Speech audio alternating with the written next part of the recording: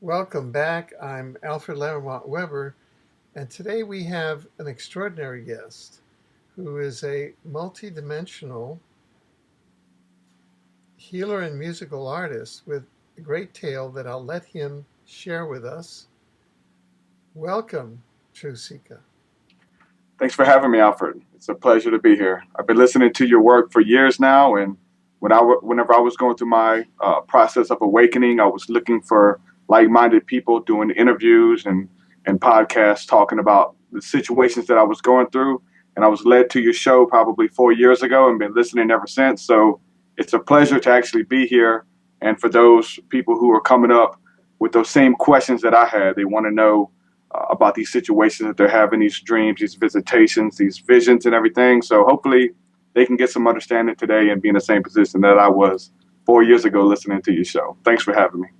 Very good. Now, you're going to start off by sharing some of your music. I understand that you're a rap artist, is it?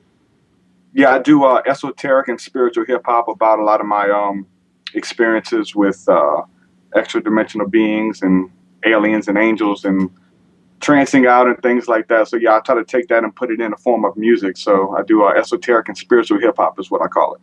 Okay, share some with us, All right, please. this song, yeah, this is a snippet of a song called Mystic Mind. It's on my album Spiritual Alchemy. So check it out right quick. I know what I hear. I know I'm not crazy. Then I know I would have never made it without help. Transcend the physical, spiritual, individual. Faith follow my work, so we healing them with the syllables. Third eye visual, teaching mystical principles. Knowledge up from the rooted and giving that to the center. Overactive imagination, they medicated, investigated, expect the worst and exaggerated. I'm frustrated, where we're headed is not where we've been. Cali Google, we're at the hands of the fallen men. Righteous teachers were given wisdom like Solomon. I grab my pen and write blessings that will bind up the chin.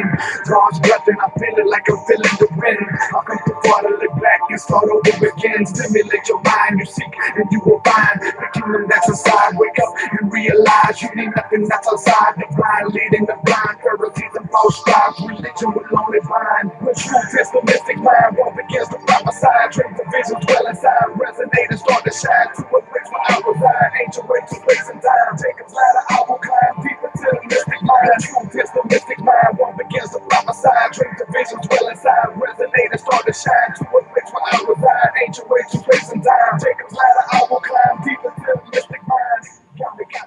So that track is called Mystic Mind. It's on my album Spiritual Alchemy. So yeah, could you share some of the lyrics with us? Would that be okay? Or yeah, I don't know if that's okay or yeah, I could do it. I'll do it in like a poetry form. But okay.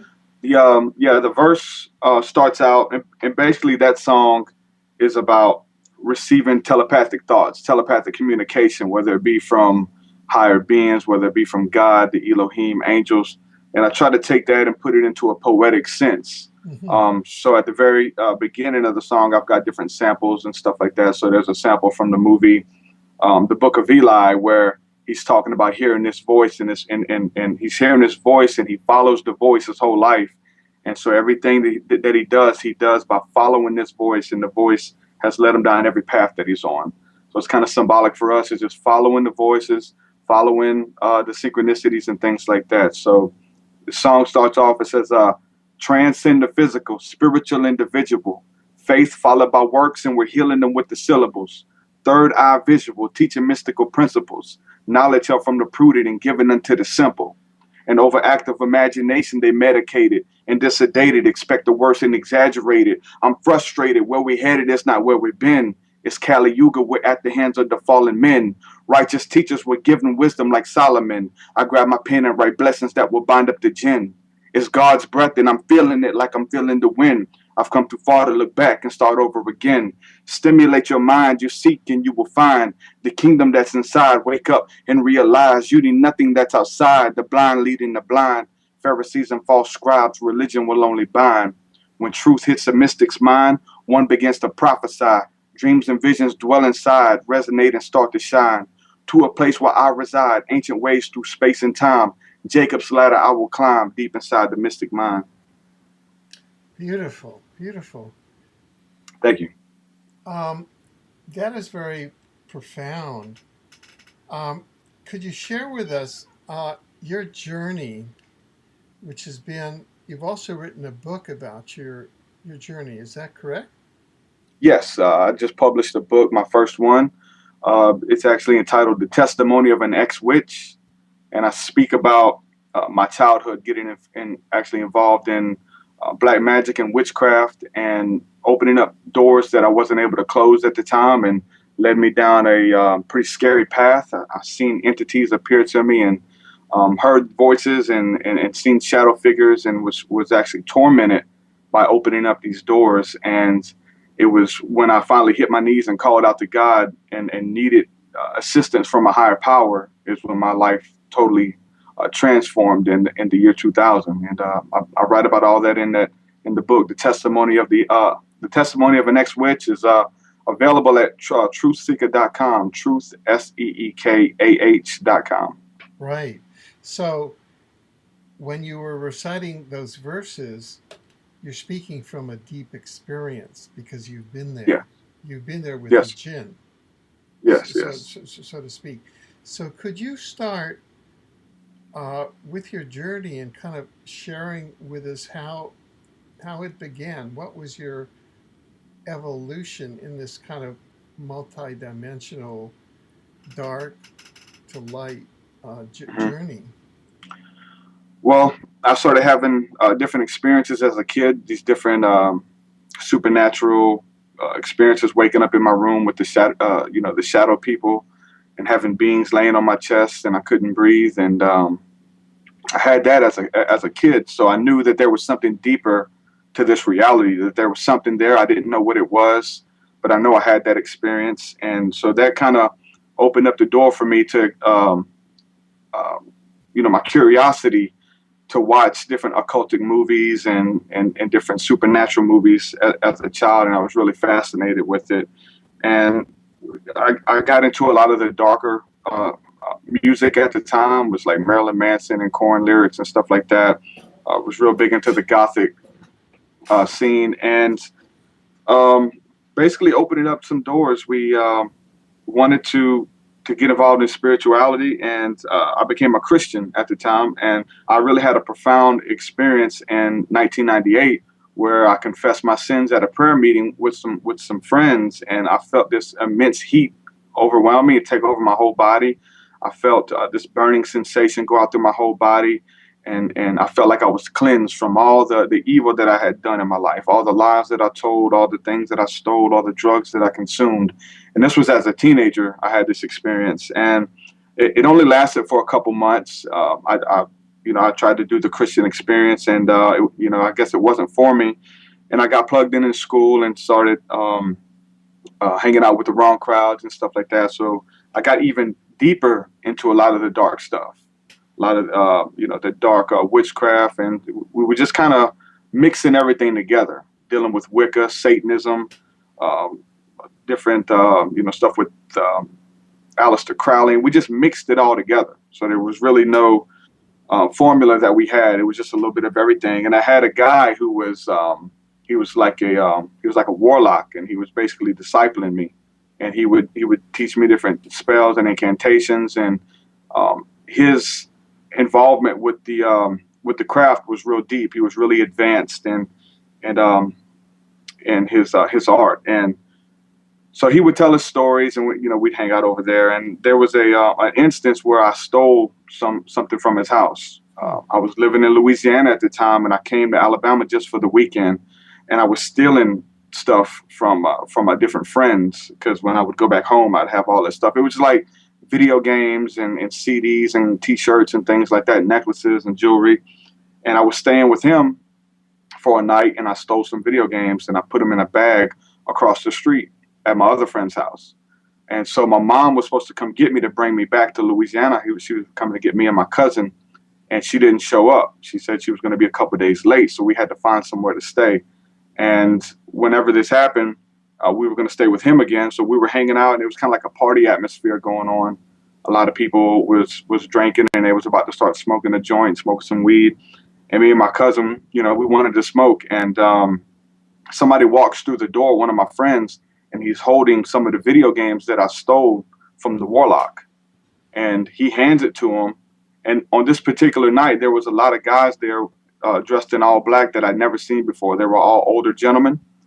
And they all look at each other and they shook their head. Yeah, okay, we know what we got to do. They stood up. And those guys were actually involved in a lot of gang involvement. So I thought that we were going to, you know, be in trouble. We're going to get beat up from actually stealing from them. So they all stood up, and I seen them, and they all walked to the back of the trailer where the guy was staying. They all walked actually one at a time to the back. I didn't know if they were going to get weapons or what. So I looked at my cousin. I said, hey, we got to go. We got to leave right now. He said, no, they're fixing to smoke a joint. There's some girls showing up and stuff. You know, we want to hang out. It's like, no, we need to leave now, man. This is going to get bad. And so, you know, he actually walks outside with me, and I told him what happened, and he said he didn't see it. So there was a guy out there talking to some people. We asked him to give us a ride. He gave us a ride probably about 1.5 miles down the road where my girlfriend was living with her parents. He dropped us off a couple blocks away. So we were going to actually go to her treehouse and spend the night in her treehouse because we did that like 2 nights before. So we're hiding in the bushes, getting ready to run to the treehouse to make sure her parents and everything wouldn't see us out there. And while we were waiting, there was a light in the yard, and the light looked like someone holding a flashlight, and it hovered throughout the yard for like 45 minutes. We watched that light, and it wouldn't go away. So finally, we walked around the side of the bushes, and right when we were getting ready to run, the wind started blowing, and this figure appeared. And the best I can describe this figure, it looks like it was about 8 foot tall, and it looked like a camel. It was totally black. It was blacker than the darkest of night. And it ran past me and my cousin and knocked us both down and screamed when it ran past us. Knocked us both down to the ground. We stood up in panic, and it disappeared when it passed us. And we were shaking. We looked around and we started running to the treehouse. And that experience right there really, first of all, it scared the hell out of me. Second of all, it really piqued my interest in the occult because I knew that it wasn't theory. I knew that it wasn't just somebody's opinion or someone had wrote a book and all these people believe in something that doesn't exist. There was some type of portal that beings can come through. And what actually happened was he had a protection spell on his belongings that brought his stuff back to him. And they summoned this elemental to come out there and harass me. So what that was, if you do your research, it was a elemental spirit, these spirits that are formed out of the elements, earth, air, fire, and water. They appear out of smoke. They can bend light and use shadows and things like that. So that right there piqued my interest a lot into the things of the occult. So I began to dig deeper after I had that experience. Right. And so you weren't, so what you're saying is that you went deeper into the occult, or you began to turn toward the light at that stage? No, I actually went deeper after that. So we started, my girlfriend at the time, she got into tarot cards and was doing a lot of tarot readings, and we would hold seances and rituals at my home.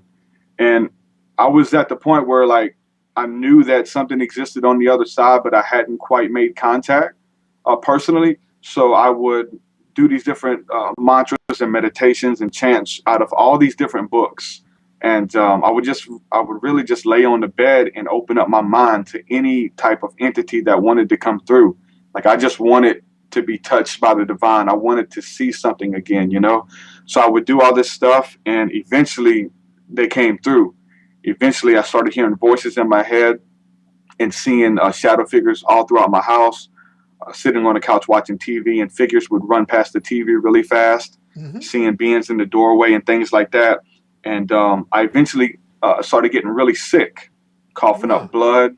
Really? Started coughing up blood. And everywhere I would go when I went into public, I couldn't look anybody in the face. I had this hysteria, this crazy schizophrenia psychosis take over me, where I would hear these voices speaking to me, and a lot of them were speaking in ancient language that I couldn't even understand. A lot of times in like scary movies and stuff, you hear it sounds like they're whispering, but it's actually in a different language. And all of these things were happening at once and really scared the hell out of me. And I felt like that something was taking my mind from me. Like I had no control over my thoughts, and it would, you know, and then I would be sitting on the couch, and very much like the movie Stir of Echoes with Kevin Bacon, where he would actually turn pale, get really cold, and start seeing spirits. And that exact same thing was happening to me.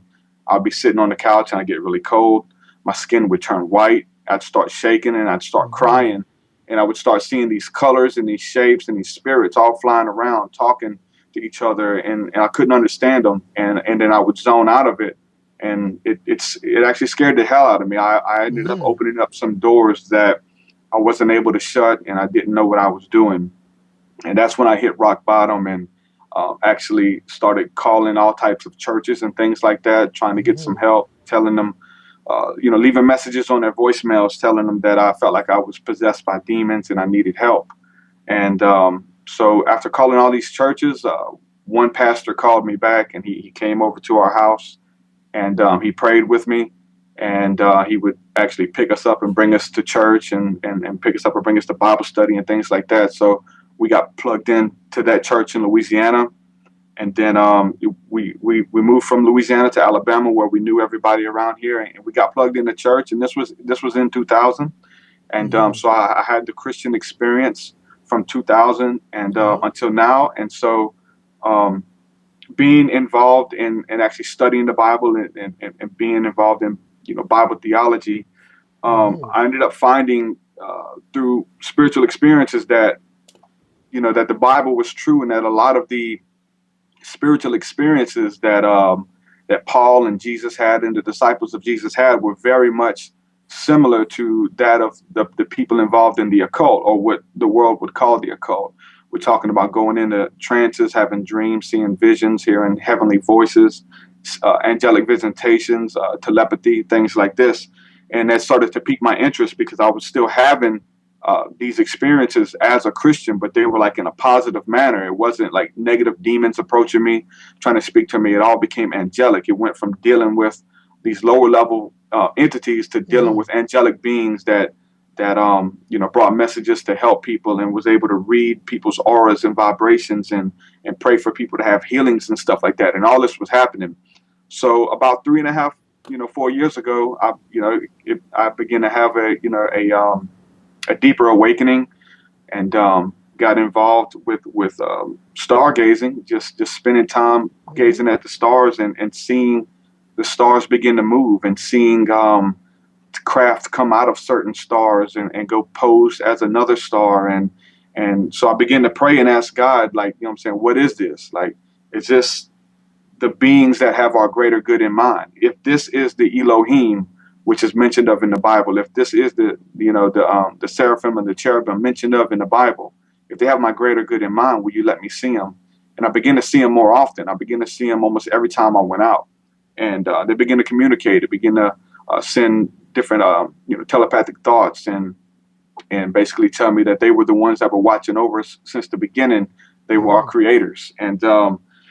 And when that happened, things got a lot more interesting, because I'm around all these church people and having the Christian experience, and then we're talking about ETs and extraterrestrials and the Stargates and Orion and things like this that I begin to become infatuated with.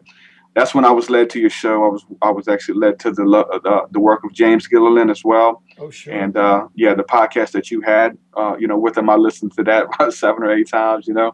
But yeah, so that's where I'm at now, is really studying and just putting into practice, a lot of the stuff that I've been listening to over the last couple of years, and it's real, man. It's there's a lot going on, and I'm just being used to assist people in their healing and actually in their awakening process as well. It's a beautiful thing, but I don't really deal with the church too much anymore. Right. After speaking about a lot of this and stuff, so that was a process to go through as well.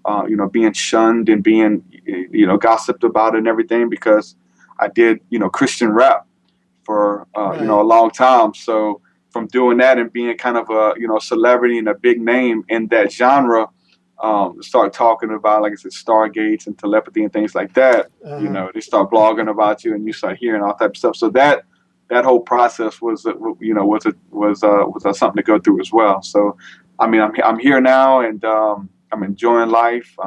Enjoying information, and I just want to share what I've been through, with the world, and hopefully my story can inspire and help some other people in their process of awakening and spirituality as well.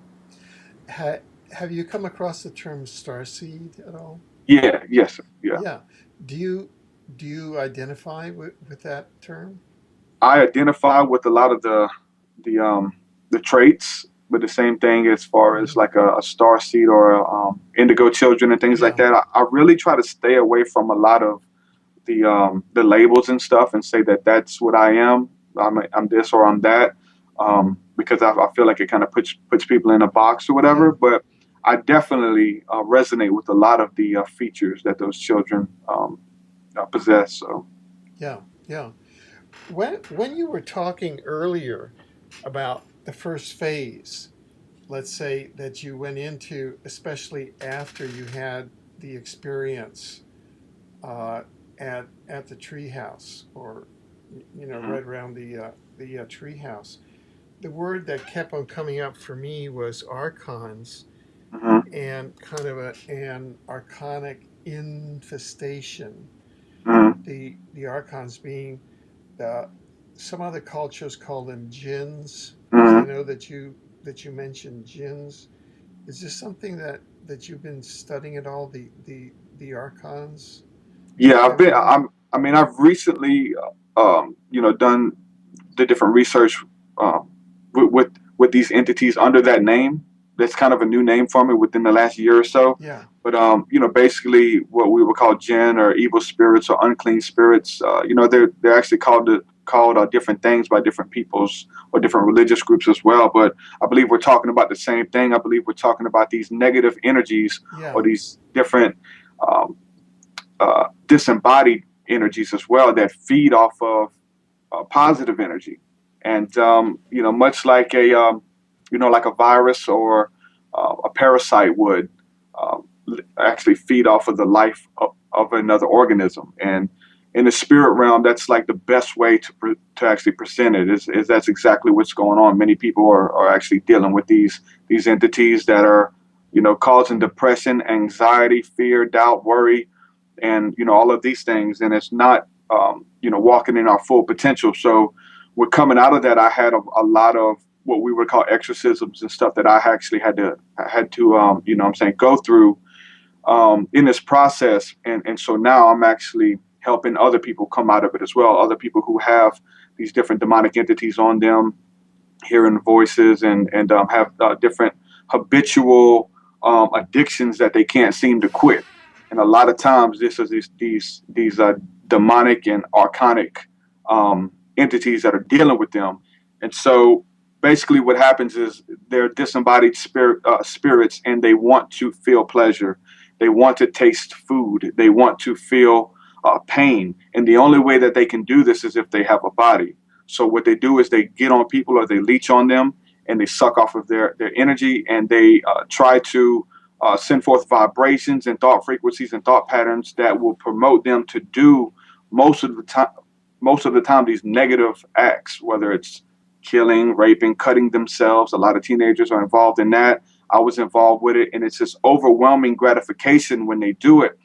And a lot of times these entities have been on them for a long time, actually generations with their family. So it's like a familiar spirit as well, that they actually have been there so long, they feel like it's a part of them. So when they feel this pleasure, when they feel this pain, and it sends this euphoria, they feel like it's them feeling it, when it's really this entity that's actually working through them. So I'm in the process of actually helping a lot of people remove these entities, and they come through a lot of ways and through open doors and things like that. If you, can let them in. And basically, I did, the master ritual to let them in. I did all these rituals and asking any entity to come in, and they did. And they are on a very low level. And when we talk about meditation, when we talk about spirituality, whatever level that you're resonating at, like these entities can't exist at a high level of frequency. So when we're talking about that, we're talking about you doing negative actions. If you're lying, if you're cheating, if you're stealing, if you're gossiping, backbiting, slandering, talking about people, you're going to be dealing with these negative energies. You're opening up your body, you're opening up your mind and your life to these negative entities. But once you transcend that and you move to the next level and you deal with all this baggage and you deal with these entities, then you can resonate at a higher level and actually be approached by angelic beings and to move into this next level of consciousness. And that's kind of what happened to me. It's happening not only to me, but a lot of people, obviously. And people come to me all the time, and they're having similar experiences and stuff. So I know what's going on, and we've seen a lot of people helped through actually removing these entities. So right. Now, how did your musical talents figure in all of this? Did they develop at a certain point, or have you always had them? Did they change in the middle of this? Yeah, I started doing music when I became a Christian. I started doing Christian hip hop and playing in Christian metal bands. I see. And so I started doing that. And then, like I said, the last 4 years or so, it's just been developing and getting a lot deeper. So it's totally different from what I was doing. It's the concepts are a lot deeper. I have to wrestle with the lyrics sometimes and actually, trying to make everything make sense, and but yeah, I'm getting better personally. I get better with every song that I do, and I'm actually resonating with a lot of people out there. I'm getting a lot of feedback from people who are just moved, who get chills when they hear the music, when they feel a sense of God, a presence of God, or the Holy Spirit, or the Kundalini vibrating, or something like that. Whenever they listen to the music. And that's amazing, because when I was coming out of doing the gospel, the Christian music, I got a lot of negative backlash from a lot of the church and stuff. Yeah. So yeah. Yeah. How so? What kind of negative backlash would you get? Well, a lot. See, we were like doing street preaching and stuff like that, street evangelism, stuff. So we was really big in it, and I was a teacher. I was a biblical teacher. I did a lot of podcasts and Bible studies and things like that, and a lot of people looked up to me. So when they hear me talking about UFOs or aliens or ETs or something, yeah, they started, and it's really weird, and it's really powerful, man, that you can actually feel when people are talking about you. Like, you can actually feel the negativity. And then, like, I would try to visit some of the churches and places and stuff, and when I would walk in there, like, they couldn't look me in my eyes and stuff. And this was people that I was close with, and all of them would look at me and look away and look down. And, but, since then, I've had a lot of people apologize to me for it, for the different backlash and the slander and stuff. But it's just something that you got to go through. And those who are involved with religion, just put your seatbelt on, and you got to become water and just you just got to let it slide off of you. But it can't be hurtful. Yeah, because some, as I understand it, some sects have the view that extraterrestrials are diabolical. Yeah.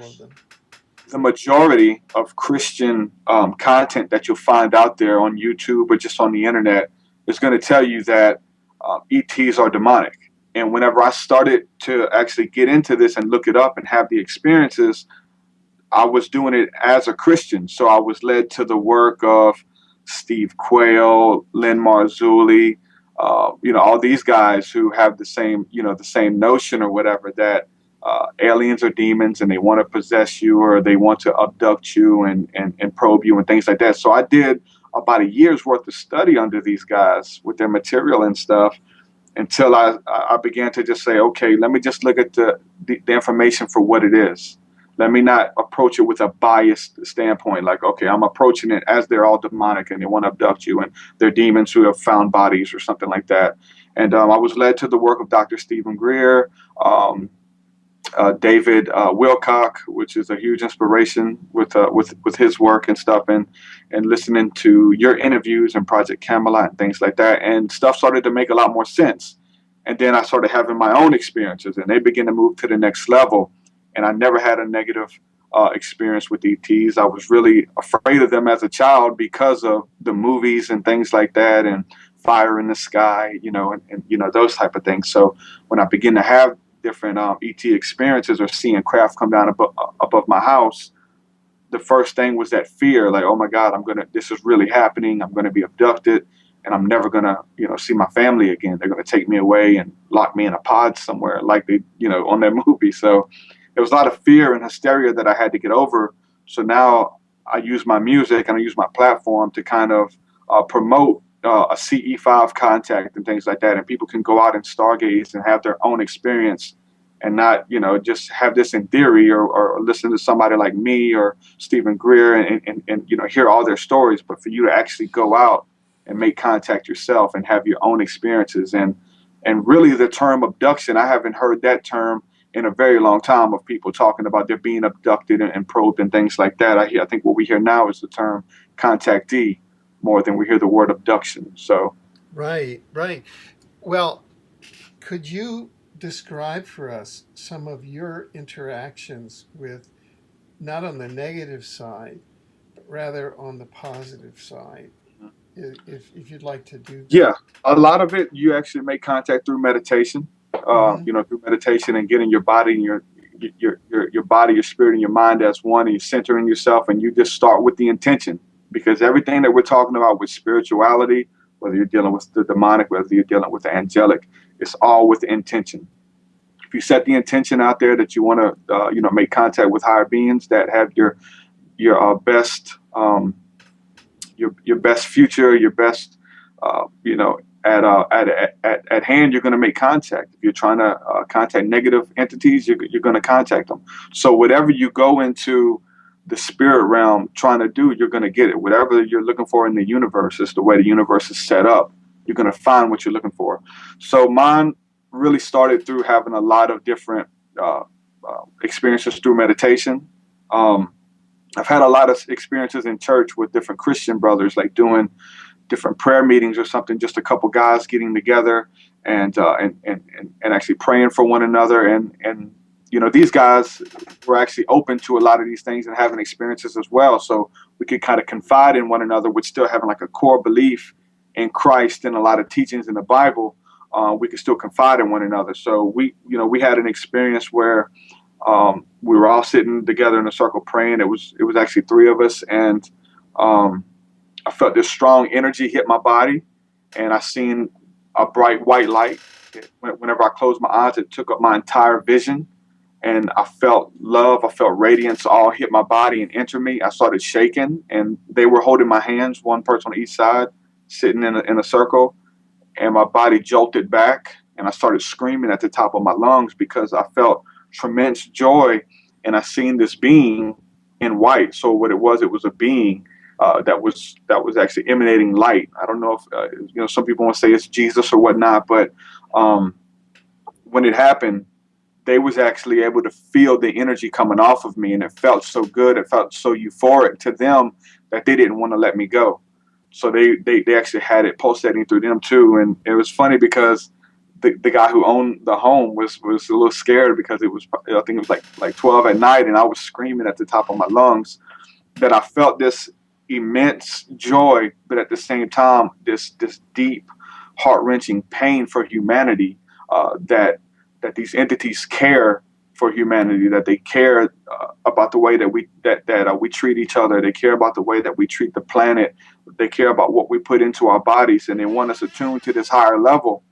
And so that right there happened a couple of years ago, and it shook me, you know what I'm saying? So I went afterwards, and I would spend time in prayer and meditation, and these beings would appear, and I would be able to see them with my eyes closed. And what they didn't look like grays or anything like that. They looked like beings that were robed in light. Mm-hmm. And you know what I'm saying, what people call the green light beings. I had a instance where one walked up to me and just basically started scanning me from top to bottom. I felt the energy hit the top of my head and go down my body, and it just kept scanning me and reading me. And they come with thoughts and impressions. They usually don't talk. They usually plant thoughts, and you can feel the vibrations, and you can feel the intentions that they have. You can actually read it. And so if it was something negative, then, most likely you would feel something negative. Or something positive, you would feel this euphoric, happy feeling, So that's what those times happening, like spending time in meditation. And then when I would go out to stargaze, they would actually come out, and they would appear right above my house, I had one come down, actually stargazing with my daughter. And that's the one I was talking about a while ago. I just went into panic mode because it came down really low. And this was kind of close to the beginning of all my interaction. I told her to run inside. I was like, go inside, get out of here. And I was like, wait, no. Let's wait, look at it. No, go, get inside. So I've had those experiences. And like I said, I've seen so much stuff up there. And a lot of times you put the intention out, you put, the prayer out. Many people say that, you're going to be calling down these ETs, and you need to watch what you ask for, because you're going to get something bad. You're going to get abducted or something like that. And I understand that in the Bible, Jesus said that whenever his children ask for a fish, he doesn't throw them a serpent. Whenever they ask for bread, he doesn't throw them a stone. So it's kind of the same principle. Like if you're putting that intention out and you're asking for the entities that have your greater good in mind, that you want to make contact with the angelic, with extraterrestrials, that they are out there watching over you. They are what many people refer to as guardian angels. And they do, fly, in space, because according to the Bible, space is heaven. When you read in the scriptures and it says that, behold, I looked into the heavens, the same Hebrew word that is used there is the word for sky. So these entities fly from heaven to earth, and they bring messages, they bring vibrations, they bring spirits, things like that, back and forth from heaven to earth. And you can actually see these, and like I said, they come with thought patterns. They communicate telepathically, and it's pretty interesting. And but I've seen them actually, pose as other stars and then light up really bright and actually fly in formation back to into a star system. Seen them fly into Orion, and many things come in and out of there.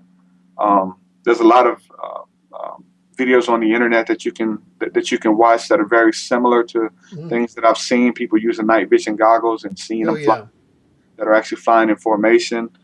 We had one night we were camping, and we were chanting Om, and we were playing djembes and stuff like that, just really getting into this meditative state. And I think we counted 12 within an hour that were just shooting back and forth, and they would blink for us. And you put the intention out there, and it's going to happen. But you have to spend time out there as well. But it'll definitely happen if you go out with that intention. Right. And so, sorry, and so now you really seem to be on a path, on the one hand as a musician, and on the other as well, a healer, and kind of providing counseling, that kind of area. Hmm? Do you spend most of your time in music, or most of your time in healing? What? It's both. I mean, I see the music as an extension of the healing. So throughout the music, there's different mantras, there's different frequencies that are played in the music. There's prayers and mantras that are recited over the track in the studio that are turned all the way down that you can't hear them, but you can actually feel them when you're listening. So a lot of people, by listening to the music, it actually activates their DNA and takes them into a whole nother level. So that's why, the first album I did in this installment of this new music was called Awaken the Fire. It's about awakening that fire within. And then it was Spiritual Alchemy, about actually transforming spiritually by using all the experiences that you've been through, all the negative, the positive, and everything, using that to make you into fine gold and moving from one level to the next spiritually. So the music is definitely an extension of that. And understanding that if you want to heal people, if you want to be a healer, then first you need to be healed. So I went through all the traumatic experiences. I went through all this different, negative beings and entities were contacting me and harassing me. I went through all that, dealt with all that. So now I'm in this place now where I'm actually able to help people. So it's a balance of both, I don't deal with a lot of churches. I don't go out to a lot of gatherings or meetings too much anymore. So whereas a lot of the healing sessions that I would do with people were in groups that were set up with that intention of touching the divine or talking to God or talking to the Holy Spirit. So we really just set up an atmosphere for me to operate and you know what I'm saying, like whether it's people who had demonic entities on them to pull them off. So I don't deal with a lot of those circles anymore. So the internet has opened it up where we can do different healing sessions via Skype or actually, you know what I'm saying, telephone or email or whatever like that. So there's a lot of people who contact me, you know what I'm saying, that way. And I have different services that I'm actually available for as well. And but yeah, it's all about healing, and whether it's in one form of the other. But I definitely see the music and see the the good that's coming from that as well. So it's all part of the same goal, you know. Right, right. Um, I was wondering if at this stage you'd like to.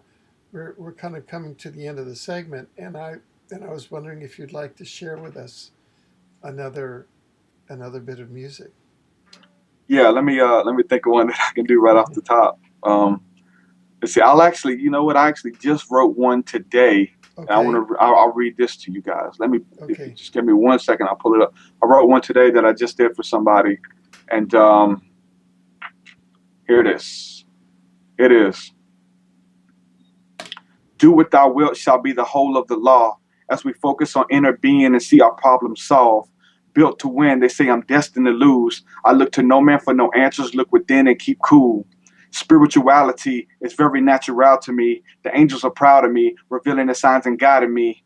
I like the shines you see so bright at night, the darkness flees. With a vision so high and a face so deep, revealed within my dreams. I'm a mystic prophet, no nonsense, the narrow path I choose. I walk in honor, so I'ma win and never lose. I follow sages and seers who make entities loose. What I bound on earth is bound in heaven, so demons reduce. The Naga Champa, it burns and stimulates my senses. The sage I handle, it scrambles lower demonic systems. This knowledge is hidden, revealed to you through mysticism. I'm making love with Sophia, which is the voice of wisdom.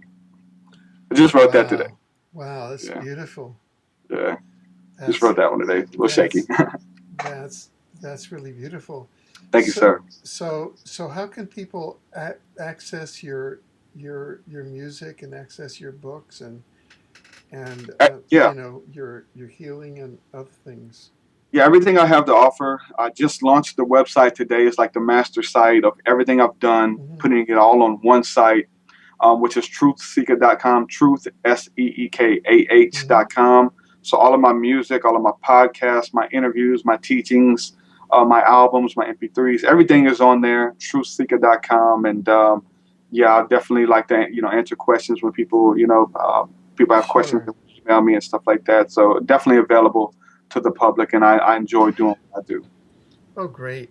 Well, thank you very much for